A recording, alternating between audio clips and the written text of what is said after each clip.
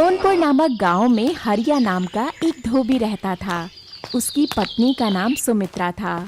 सुमित्रा की शादी के कुछ दिनों बाद ही कपड़े धोते समय हरिया चल बसा और तब से लेकर आज तक सुमित्रा सर पर बड़ी सी पोटली लेकर एक गांव से दूसरे गांव जाकर कपड़े इकट्ठे करके धोने के बाद जो पैसे मिलते उसी से जैसे तैसे अपना और अपने परिवार का गुजर बसर करती थी। हमेशा की तरह धूप में सुमित्रा धुले हुए कपड़े लेकर मैले कपड़े इकट्ठे करने चली गई।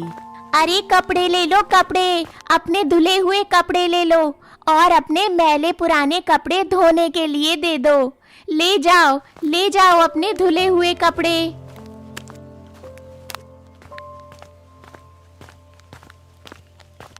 हाँ, अरे भाभी जी, मैं तो बरसों से देख रहा हूँ आप सर पे बड़ी सी पोटली लेकर घूम घूम कर एक गांव से दूसरे गांव कपड़ा इकट्ठा करने और देने के लिए जाते हैं।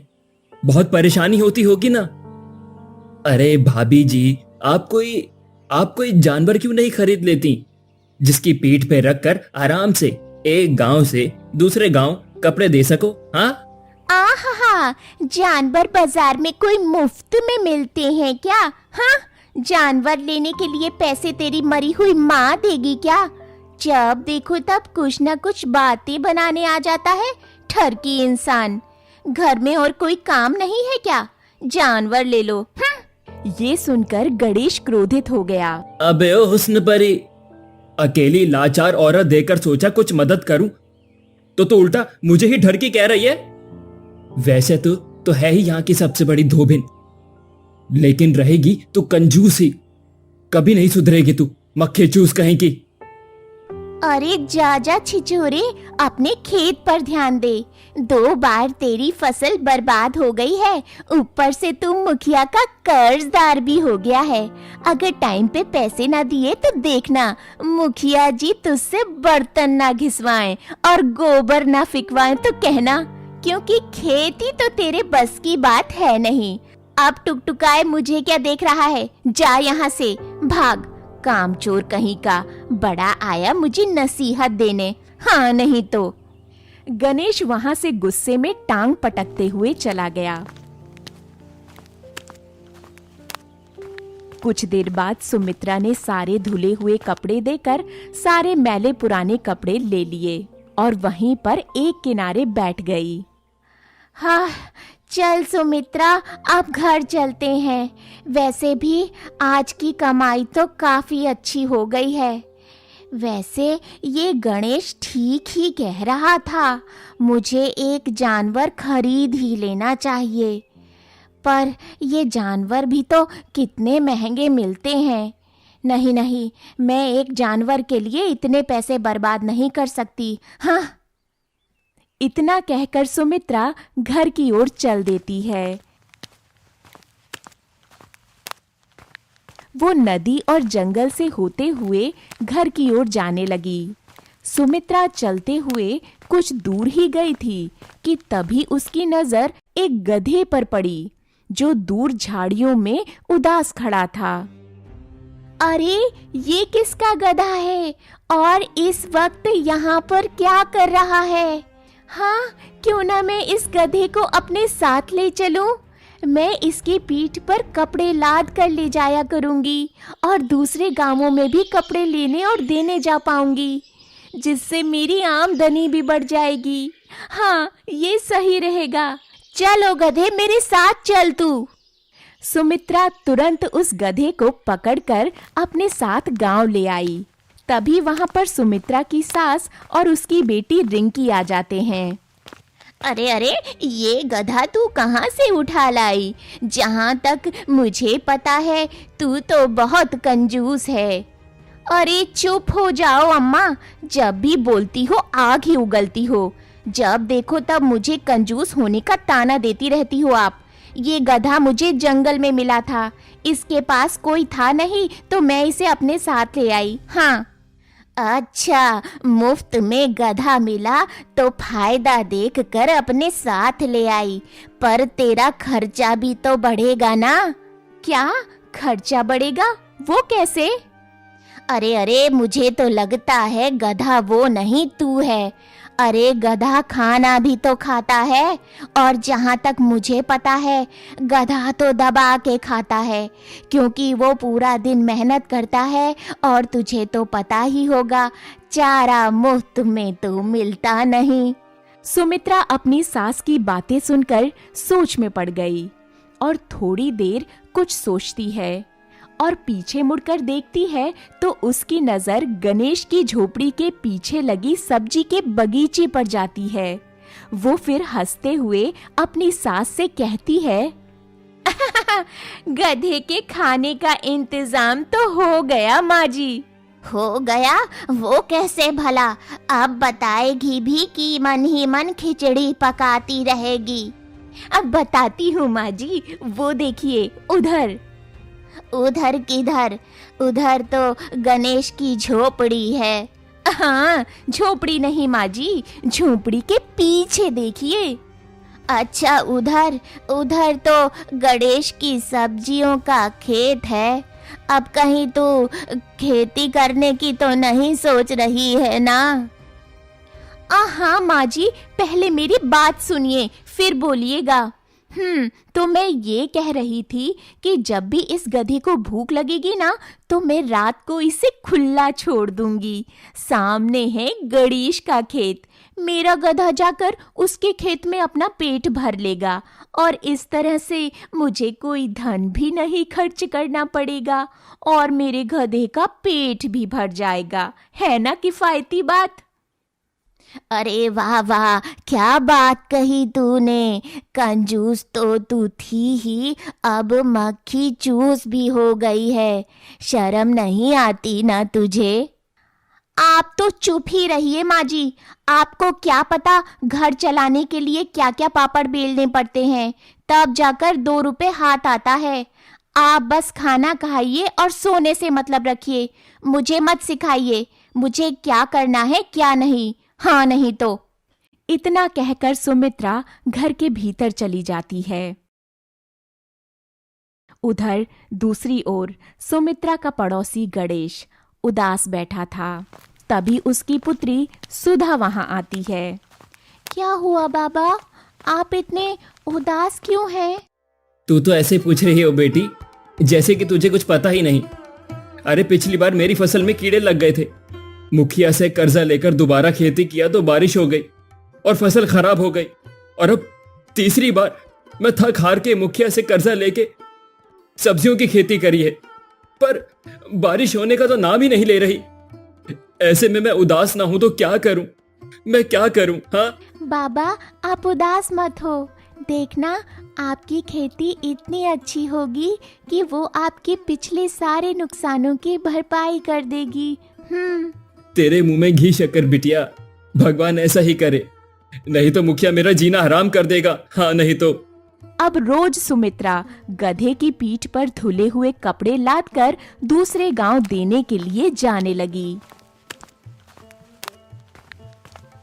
अरे माँ जी, देख रही हो आप, जब से गधा आया है मेरी कमाई और तरक्की तो आसमान छूने लगी है। कहाँ मैं दिन के 200-300 कमा पाती थी और अब कहाँ मैं 500 से 800 तो कभी हजारों कमाती हूँ। हाँ नहीं तो। हाँ, वो इसीलिए कि जब गधा नहीं था तो तू सर पर पोटली लिए 1-2 गांव ही जा पाती थी। अब जब से गधा आया है तो तू 4-5 गांव घूम लेती है। हाँ माँ जी, बिल्कुल सही कहा आपने। और गधे के लिए चारा भी नहीं खरीदना पड़ता है, ऐसे ही खुला छोड़ दो, दूसरों के खेत में खाकर वापस आ जाता है। ये सुनकर सुमित्रा की सास थोड़ा क्रोधित हो जाती है। देख बहू, तू अपनी कंजूसी को थोड़ा कम कर ले। मैं बताना ही भूल गई थी, जब से तू ये गधा लाई है हर दिन मुझे किसी न किसी की बातें सुननी ही पड़ती हैं। कल की ही बात ले ले, कल मुखिया जी के खेत में तेरा गधा घुस गया और उसकी सारी फसल खराब कर दी, जिसके कारण मुझे उस मुखिया ने इतनी खरी खोटी सुनाई कि मेरे कान पक गए। सुमित्रा अपनी सास की बातें सुनकर आग बबूला हो गई और बाहर जाकर अपने गधे को पीटने लगी। दर्द के मारे गधे की आंखों में से आंसू निकलने लगे। तभी उसकी सास भी बाहर आ जाती है।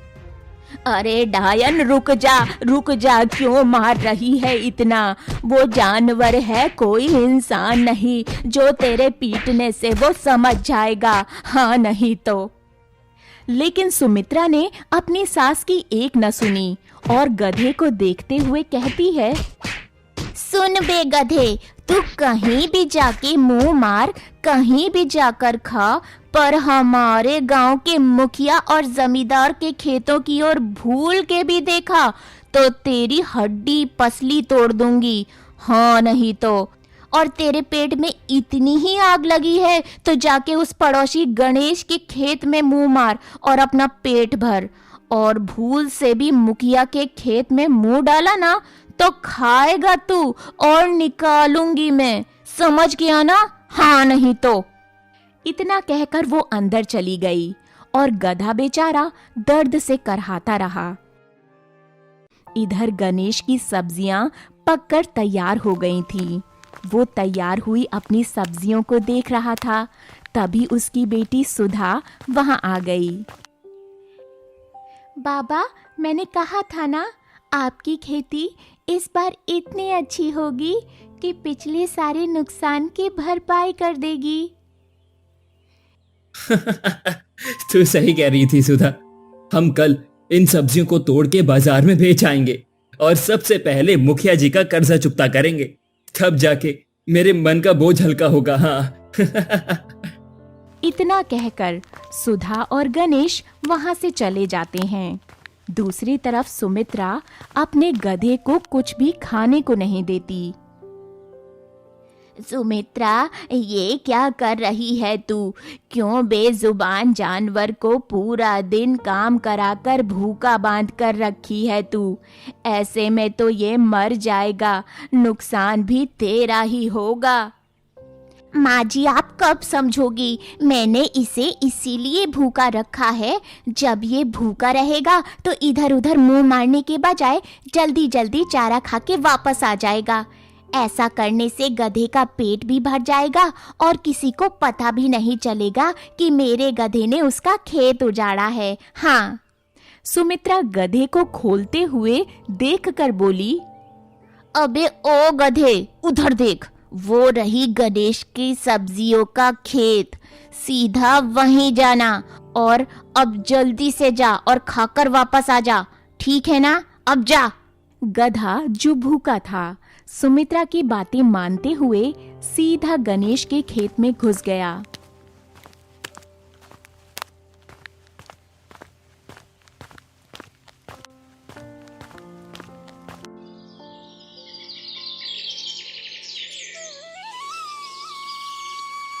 अगले दिन जब सुधा अपने बाबा के साथ खेत में गई तो उसके पैरों तले जमीन खिसक गई। ओह, हे भाग्यवान, भाग्यवान, ये क्या हो गया? मैं तो बर्बाद हो गया, मैं तो लुट गया। अरे रे, मुखिया तो मेरी जान ले लेगा। जरूर कोई जानवर यहाँ आया होगा।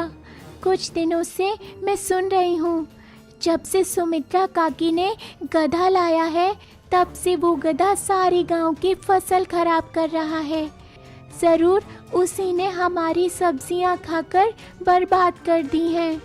इतना कहकर सुधा खेत में पांव के निशान देखने लगी। देखो देखो बाबा, मेरा शक सही था। जरूर सुमित्रा काकी का गधा रात को यहाँ आया था, जिसने हमारी सारी सब्जियां बर्बाद कर दी हैं। गणेश अपनी बेटी सुधा के साथ सुमित्रा के घर पर आ गया। सुमित्रा गधे पर कपड़े लादे धोबी घाट जाने की तैयारी कर रही थी। क्या हुआ सुधा, इतनी सुबह सुबह यहाँ? और तेरा बाप यहाँ मुंह सुजाए क्यों खड़ा है? क्या बात है? देख रही हो माँ जी अपनी लाडली बहू के कारनामे। एक तो इसके गधे ने मेरे पूरे खेत की सब्जी खराब कर दी और ऊपर से ऐंठ के बोल रही है। अरे एक तो मैं वैसे भी कर्जे में डूबा हुआ हूँ, ऊपर से तुम्हारे गधे ने मुसीबत और बढ़ा दी है। अबे ओ फटीचर, जबान संभाल ले जरा। पहली बात, मेरा गधा तेरे खेत में नहीं गया, और दूसरी बात, बिना किसी सबूत के यूं ही आ गया मुझसे लड़ने। हाँ, चल जा यहाँ से। सुबह सुबह आ गया मेरा दिमाग खराब करने। इतना कहकर सुमित्रा गधे को लेकर धोबी घाट के लिए चली गई। गणेश उदास मन से चुपचाप अपनी बेटी सुधा के साथ अपने घर लौट गया। गणेश घर पर आकर रोने लगा। बाबा, आप रोइए मत। कैसे ना रहूं बेटा, कैसे ना रहूं। इस बार मैंने मुखिया से वादा किया था कि मैं अपना कर्जा चुकता कर दूंगा। अब मैं उसे क्या कहूंगा, क्या बताऊंगा मैं उसे? अभी भी एक रास्ता है। क्यों ना हम उन उजड़ी हुई खेतों की सब्जियों को ठीक करने की कोशिश करें, क्योंकि खेत में अभी भी सारे पौधे खराब नहीं हुए हैं। यदि हम उन पौधों की ठीक से देखभाल करेंगे तो सारा न सही, मुखिया जी का कुछ तो कर्जा चुकता हो जाएगा। हाँ, सुधा, तुम ठीक कह रही हो। खेतों में सारे पौधे पूरी तरह बर्बाद नहीं हुए हैं। हम उसमें फिर से मेहनत कर सकते हैं। मुखिया का कुछ जो कर्ज है ना, वो चुकता कर सकते हैं। हाँ हाँ हाँ, चलो दोबारा मेहनत से करते हैं। गणेश और सुधा उसी खेत में फिर से मेहनत करने लगे।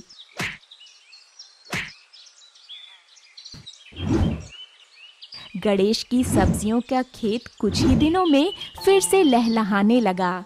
सुधा बेटा, अब आज से सारी सब्जियां बेचने तक हमको खेतों में ही सोना होगा।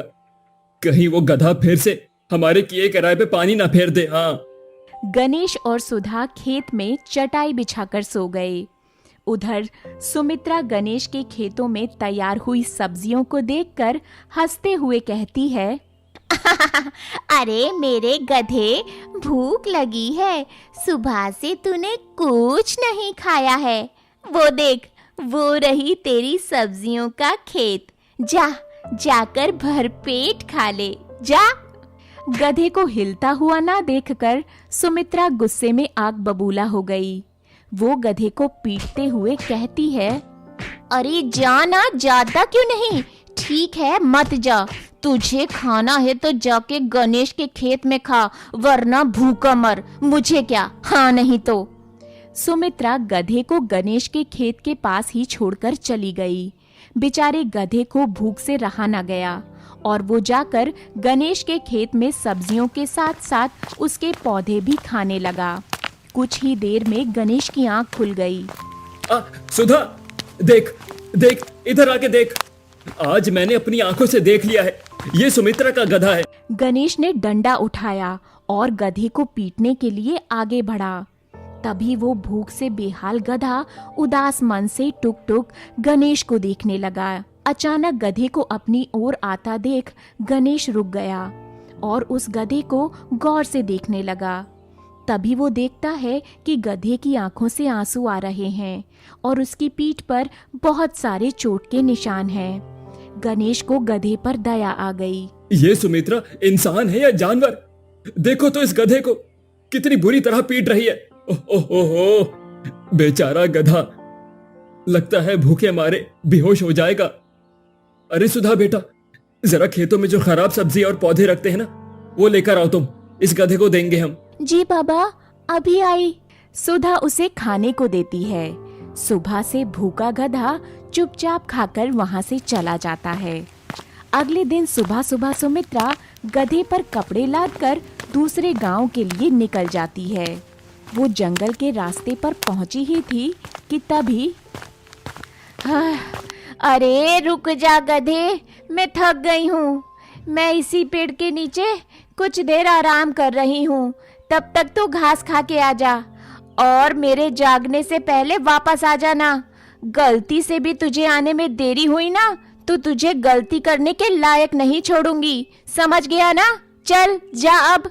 सुमित्रा कपड़े की पोटली साइड में रखकर वहीं पर नीचे सो जाती है। उधर गधा घास चरते चरते कुछ दूर आगे निकल गया। उसने एक पंडित को शिवलिंग से बात करते हुए सुना। अब जाकर मेरी टेंशन खत्म हुई है। भगवान ने उस जादुई मोती को पर्वत से बहती झरने से पीछे जो गुफा है, मैंने उसी गुफा में जो सरोवर है, उसी में ही मैंने उस जादुई मोती को छुपा दिया है। उस मोती में इतनी शक्ति है कि किसी भी गरीब को धनवान कर सकती है और किसी भी बीमार को ठीक कर सकती है, किसी भी श्राप जादू टोना को तोड़ सकती है, और ये मोती किसी गलत हाथ में ना चला जाए। इसीलिए मैं उस मोती को ऐसी जगह छुपा दिया है कि उस तक कोई बुरा इंसान पहुंच ही नहीं सकता है। इतना कहकर पंडित वहां से चला जाता है और फिर गधा भी वहां से चला जाता है। फिर गधा और धोबिन सुमित्रा वहां से चले जाते हैं। रात को जब धोबिन सुमित्रा अपनी सास के साथ घर में बैठी बातें कर रही थी कि तभी गधा जोर जोर से रेंकने लगा। सुमित्रा घर से बाहर आती है और देखती है। अरे गधे, क्या हुआ? जब देखो तब ढेंचू ढेंचू ही लगाए रहता है। तभी उसकी सास आ जाती है। लगता है उसे भूख लगी है।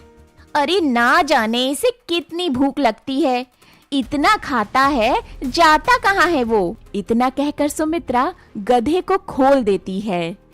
अरे जा, तू कहीं भी जाके मुंह मार, पर मुझे शांति से रहने दे। इतना कहकर सुमित्रा अपने सास के साथ भीतर चली गई। गधा तेजी से गणेश के घर की ओर भागा और सीधा जाकर उसके घर में रुका।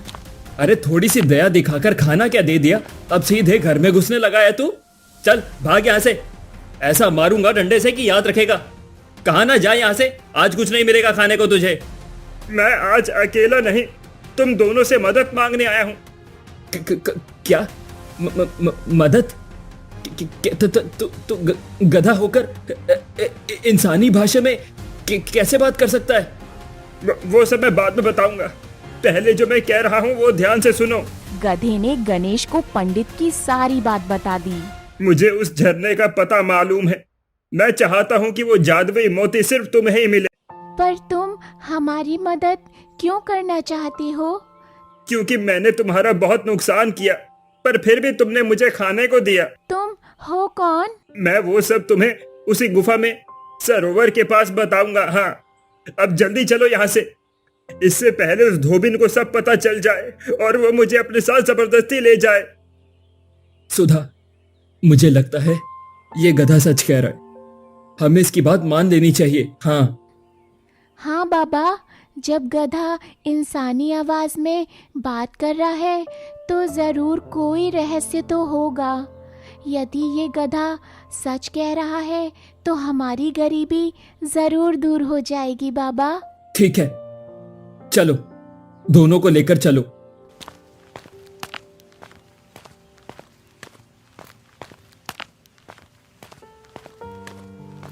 यही वो झरना है, चलो चलते हैं।